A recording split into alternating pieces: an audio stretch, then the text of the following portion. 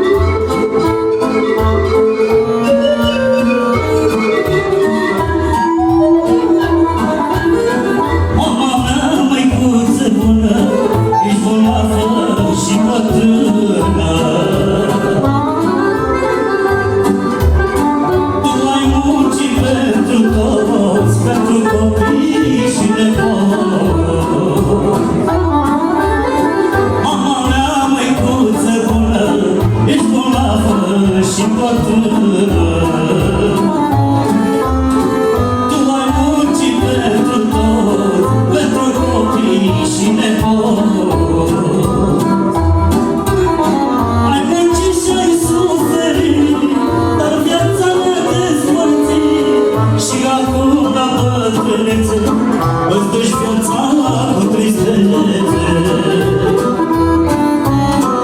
Ai muncit și-ai suferit, dar viața te spărțit, și acum la bătrânețe îți duci viața cu tristețe.